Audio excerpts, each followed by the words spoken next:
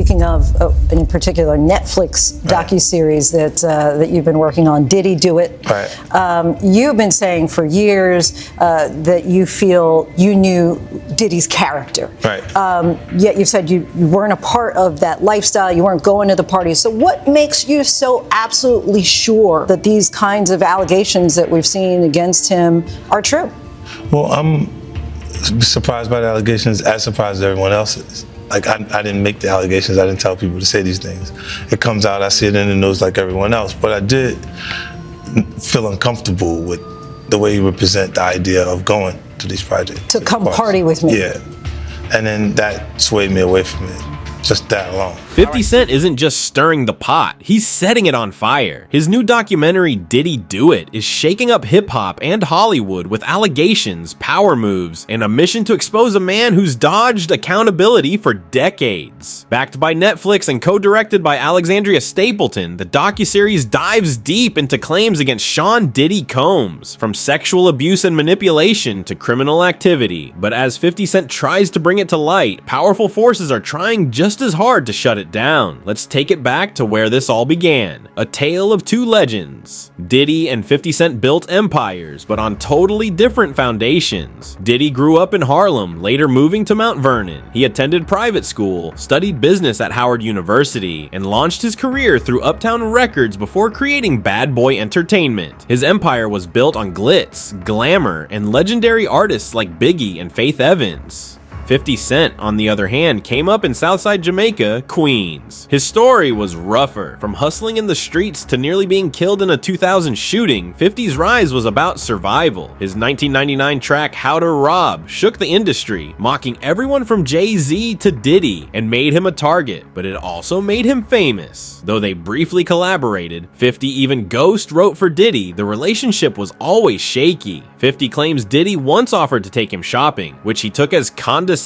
That moment for him marked the beginning of serious distrust. Yeah, I heard that there's this story. I don't know if it's true. It's a story like, I guess you and, well, I guess I gotta say you and Diddy, since you saying you was dead. Yeah. In the office. Yes, me, 50 and Diddy. Yeah, I guess somebody comes through the door and 50 Cent puts the table or some shit like that. Oh, I don't remember that. I don't remember. Okay. I just remember being in the meeting. It was me, Diddy, and 50, and 50 was out on the streets, and you know, Diddy didn't want the problem because all the Biggie shit, and that was really it. And they respected it and kept it moving because you know 50 wrote for Diddy before. Ah, yeah. They did business before, like, okay. You know, when it come to New York, you know, it's 50, Jay-Z, and Diddy, man. Stay smart, because I can't take nothing from them. Diddy's clean image cracks. Diddy's success was never just music. He became a business mogul with Sean John Clothing, a vodka empire through Ciroc, and ownership of Revolt TV. He portrayed wealth, success, and power. But underneath the surface, rumors were brewing. Over the years, women accused him of abuse, control, and creating toxic environments, especially at his private parties. When singer Cassie filed a lawsuit in 2023 accusing him of sexual assault and abuse, it reopened old wounds. Though the case was settled quickly, it triggered more accusations from other women. 50 Cent saw this as a tipping point. He had already received explicit photos involving Diddy and Cassie years earlier, which he claimed revealed disturbing behavior. No, fuck, like he called, we should kick it on telephone after the meet. Right. And then it's like, matter of fact, they sent me the girl pictures, like pictures of this girl, like, not the shit y'all saw. Worse, way worse. Wow. Oh, you kidding me, yo? Like penetration pictures and Nah, come on, man. Come on, Phil. all that. And I called the nigga and said, yo, you the girl, like, you really, like, you like her like that? And he was like, yeah, that's my girl. I'm like, all right, I'm gonna send you something. You look at it, you call me back. I sent him the photos, the pictures and everything.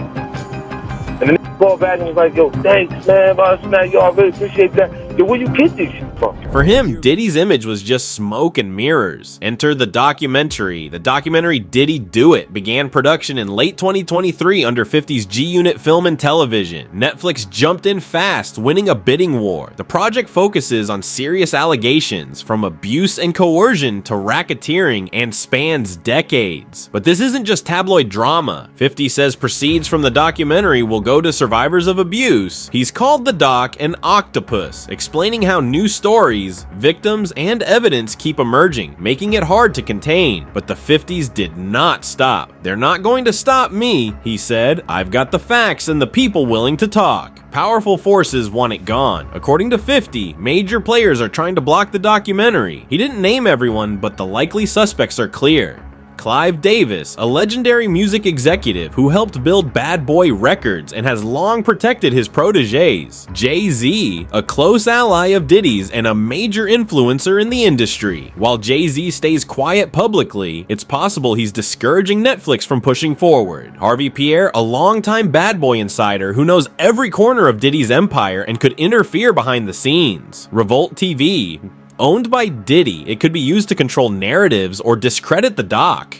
Legal teams and corporate allies. Diddy's high-powered lawyers are known for silencing scandals quickly, like the Cassie settlement. And with major brands like Ciroc and Sean John involved, business interests may be trying to protect their investments. The bigger picture, for 50 Cent, this isn't just personal. It's about exposing how fame and money protect abusers. The documentary doesn't just go after Diddy, it targets a system that lets men like him thrive, while others suffer in silence. Still, 50 says he's not out to destroy hip-hop history. He acknowledged Diddy's contributions to the culture, but he insists that legacy can't be an excuse for avoiding accountability. This doc is about truth. It's about letting victims speak, and it's about holding someone powerful responsible, even if the entire industry tries to stop it.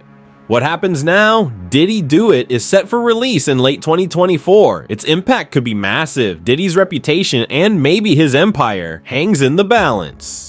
50 Cent, as usual, isn't backing down. In fact, he's leaning into the chaos, challenging every industry gatekeeper who tries to stand in his way. So the question now is simple. Will the truth come out, or will the machine around Diddy be too powerful to break? We'll find out soon enough.